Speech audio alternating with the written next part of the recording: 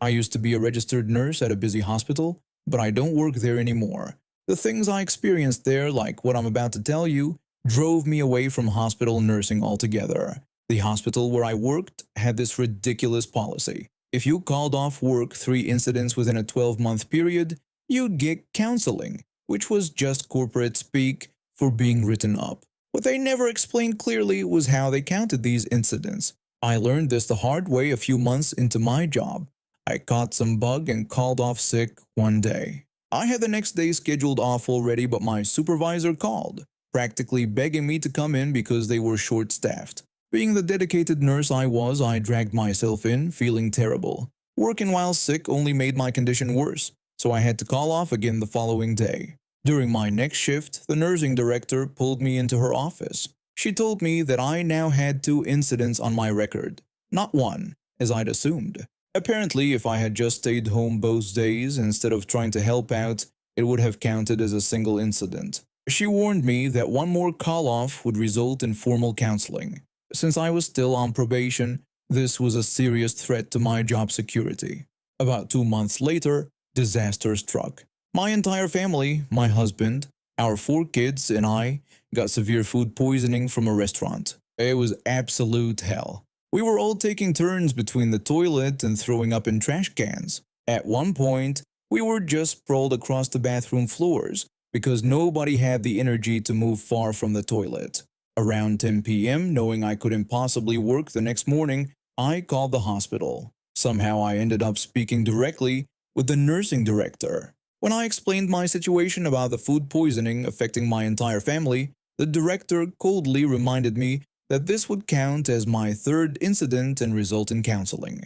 When I tried to emphasize how sick we all were, she simply said that policy was policy and asked me to consider if I wanted this on my record during my probation period.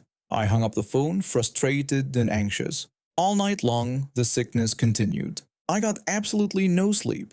When I wasn't throwing up, I was cleaning up after one of my kids. There was vomit everywhere. When morning came, I made a terrible decision. I got dressed, somehow managed to drive myself to work, and clocked in. I tried to start my medication rounds, but within 20 minutes, I was violently throwing up at the nurse's station. I barely made it to the trash can. Then I had to run out of a patient's room mid-assessment to sprint to the bathroom. The charge nurse found me hunched over the toilet. She asked me what I was doing at work in my condition. When I explained about the director's warning and my probation status, she became upset. She complained that now she would have to find someone to cover my patients in the middle of a shift and said I should have just called off. When I reminded her about the potential effects, she pointed out that I had now exposed countless patients to whatever illness I had, calling the situation ridiculous. The charge nurse was furious, but not at me at the situation. Hospital policy dictated that I couldn't leave until another nurse officially took over my assignment. For the next 2 hours, I continued attempting to work while periodically throwing up in trash cans when I couldn't make it to the bathroom in time. I was weak, dehydrated, and probably a legitimate danger to my patients, but the system demanded I stay. Finally, another nurse arrived to take over, and I was officially sent home rather than having called off, which meant no write-up on my record. I ended up being off for 2 more days recovering from the food poisoning. My husband worked night shifts on the same floor. When he called in sick that same night with the identical food poisoning, nobody questioned him or threatened disciplinary action. Not a single eyebrow was raised. 3 months later, I handed in my resignation. I found a nursing position at a clinic with reasonable sick leave policies and managers who understood that coming to work contagious is worse than calling off.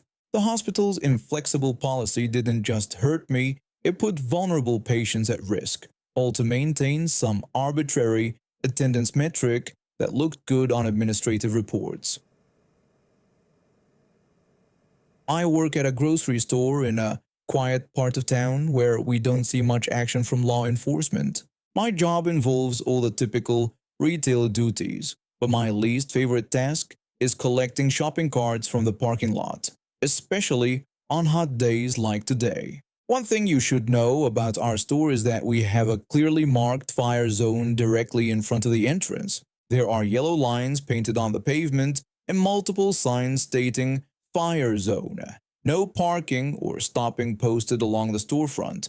Despite this obvious warning, people still park there all the time, usually with the excuse that they're just grabbing a few things. As part of my unwritten job description, I try to warn these people before they head inside. I'm not trying to be a jerk. I genuinely don't want them to get a ticket or towed. My coworker has been dating a bylaw officer for about 6 months now, and he occasionally swings by during his lunch breaks. When he does, he's not shy about writing tickets. When I see people park in the fire zone, I politely inform them of the potential effects. I tell them that it's a designated fire zone and warn that if a bylaw officer comes by, they could face fines or have their vehicle towed. Most people give me a look like they think I'm personally going to tow their car right then and there. I usually have to clarify that I'm simply giving them a heads up, and while they can park there if they choose, I won't be responsible if they get ticketed. Most people ignore my warning and park there anyway. Some appreciate the heads up while others respond rudely, questioning my intelligence and claiming they know exactly where they've parked. In those cases, I just apologize repeatedly until they walk away. Today was different. I was pushing a line of carts back to the store when this beat-up old Ford came tearing into the parking lot and screeched to a halt right in the middle of the fire zone. The driver was an older man, probably in his 70s, with a ring of hair around a bald spot and the sourest expression I've ever seen. Even before opening my mouth, I knew this might not go well, but it had become such a habit at this point. I approached the man and politely explained that he had parked in a fire zone, warning him about the possibility of being fined or towed if a bylaw officer came by while he was shopping. The old man scowled at me like I'd just insulted his entire family tree. He rudely questioned who I thought I was, dismissing my warning by claiming that bylaw officers never show up, and sarcastically asked if I was some kind of grocery police. I immediately switched to my customer service apology face and tried to explain that I wasn't trying to tell him what to do, but he cut me off before I could finish. The old man angrily interrupted, asserting that I had no authority over him. He made a crude comment about my mother and said that with his decades of driving experience, he would park wherever he pleased and I could do nothing about it. I attempted once more to explain my intentions, but was interrupted again as the man got right in my face.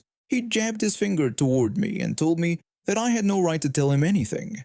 He ordered me to get out of his way and insulted my job, calling it worthless and minimum wage, and referred to my life as miserable and worthless. All I could manage was a quiet acknowledgement of his authority. He puffed out his chest like he'd just won some great victory, looked at me one more time, and stormed inside.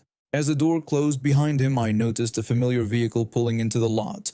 The bylaw officer who dates my coworker. Talk about perfect timing. I practically sprinted over to him. The bylaw officer greeted me cheerfully, asking how my day was going. I responded that it had been terrible but was, hopefully, about to improve significantly. When he asked why, I pointed to the beat-up Ford and explained what had happened.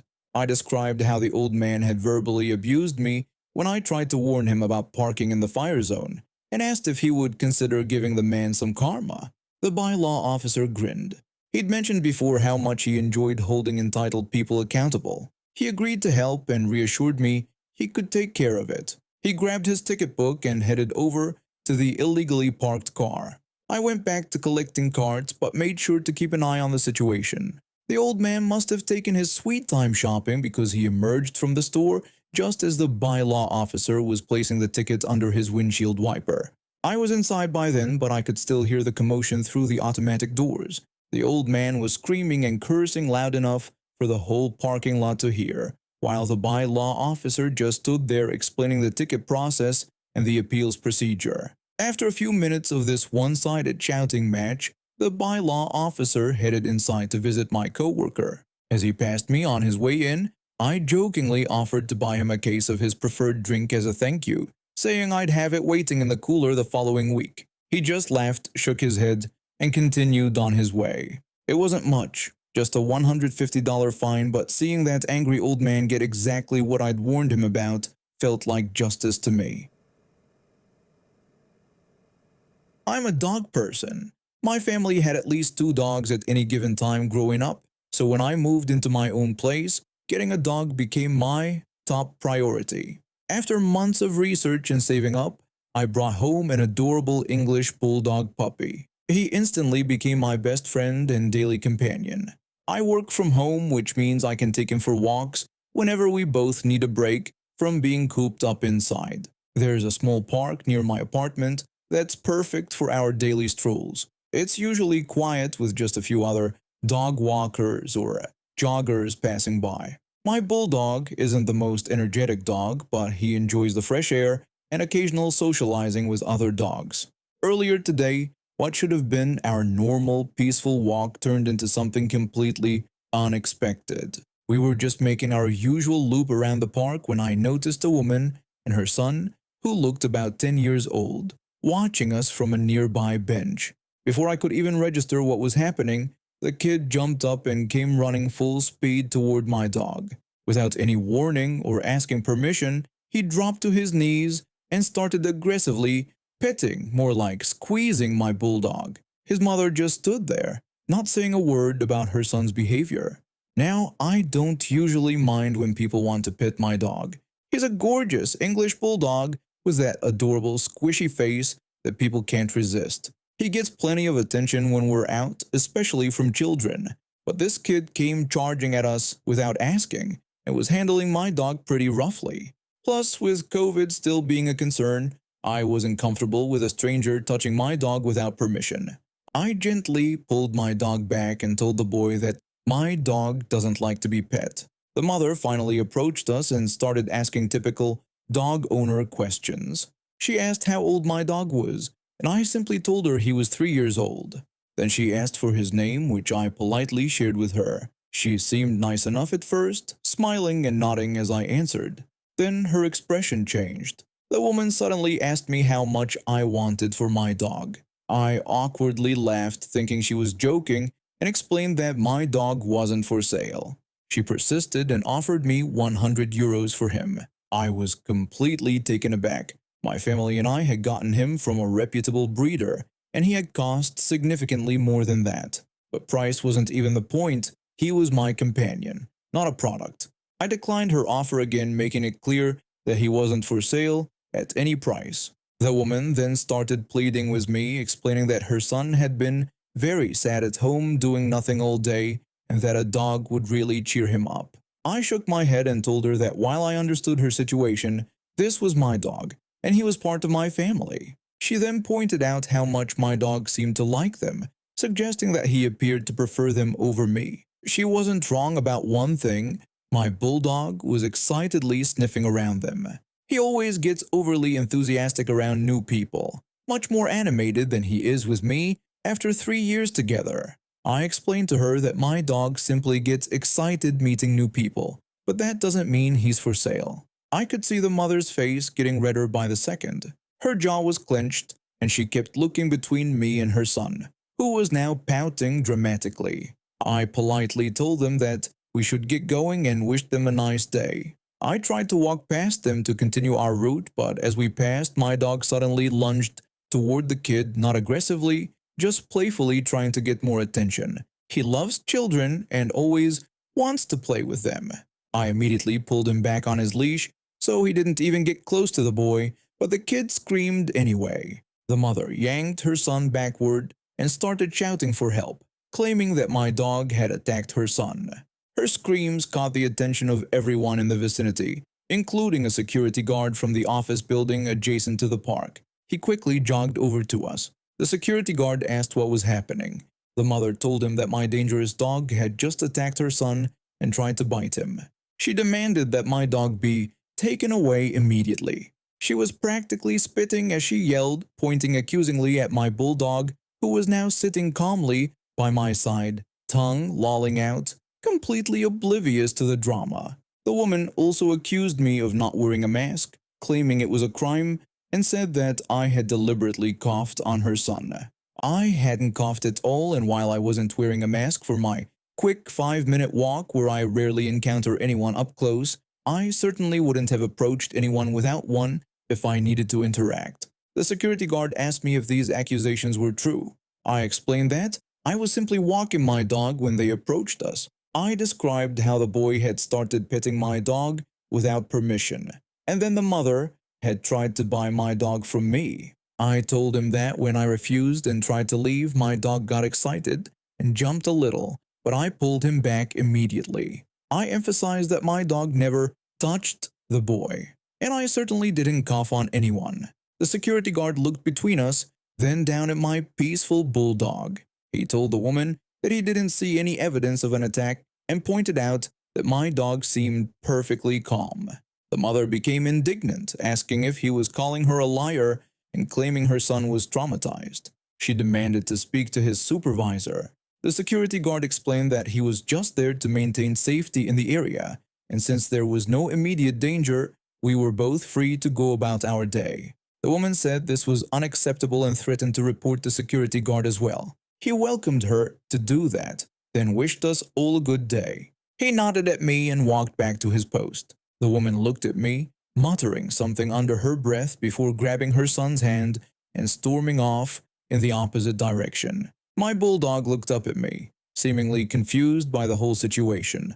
I gave him a pat on the head, and we continued our walk, though I kept looking over my shoulder to make sure the mother wasn't following us. The nerve of some people, trying to buy someone's dog right off the street and then making false accusations when they don't get their way. Needless to say, we're taking a different route for our walks from now on. I've been going to my church faithfully for over 24 years, so I know the rules inside and out. About 20 years ago, we built our new building with a kitchen that has a simple policy. If you're a member and use it, clean up after yourself and replace any supplies you use in high volume. Then there's the cleaning guy. He volunteered to clean our two main buildings, so he got keys to every door except staff offices. Though not a staff member, he acts like those keys make him the church's big boss.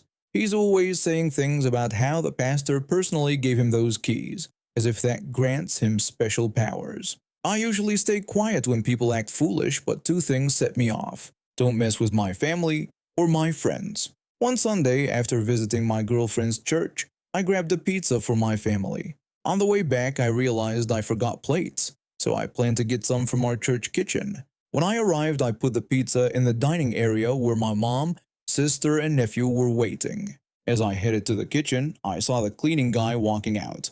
I tried to catch the door but missed. I asked him to open the kitchen so I could get plates. He ignored my question and asked who was cooking in there. I explained I had just arrived and repeated my request. He refused, claiming he didn't know if I was allowed in. I told him I definitely was allowed and asked again. He refused again. I suggested he could get the plates for me, but he insisted I needed the pastor's assistant's permission. I muttered that he was an idiot and told my mom what happened. She suggested I check her office for plates. In her office, which requires a code to enter, the cleaning guy appeared at the window and demanded to know what I was doing. I explained my mom gave me permission. He accused me of having an attitude, and I told him he was being ridiculous and that I wouldn't have needed to come to the office if he'd just opened the kitchen door. When he started his usual line about having keys, I lost my temper and told him nobody cared about his precious keys. He threatened to call the pastor's assistant, and I dismissed him. Unable to find plates, we used coffee filters instead. As we ate our pizza, the cleaning guy returned to announce he'd spoken with the pastor's assistant. I told him I didn't care, but he warned I'd be in trouble at a meeting that night. I again told him to leave me alone, and he threatened that I wouldn't be doing any ministries after this. I left the room but then heard him yelling at my mom. She told him not to bring her into this or yell at her. Something snapped in me. I rushed back in and shouted that if he ever spoke to my mother like that again, I would break every bone in his body. When he tried to respond, I told him to shut up and leave before I did something I'd regret. He ran out faster than I'd ever seen anyone move. My sister was shocked, having never heard me speak that way. I apologized to her, and we left. Later, the cleaning guy called my mom crying, afraid I'd attack him that night. My mom assured him I wasn't like that and would calm down. He said he didn't understand my reaction. My mom explained that he wouldn't leave me alone, threatened my ministries, and then verbally attacked her. He denied attacking her since he hadn't touched her. But my mom clarified that yelling at her felt like an attack to me, and my dad had always taught us boys to defend our mom. After that day, the cleaning guy never pulled his power trips with us again.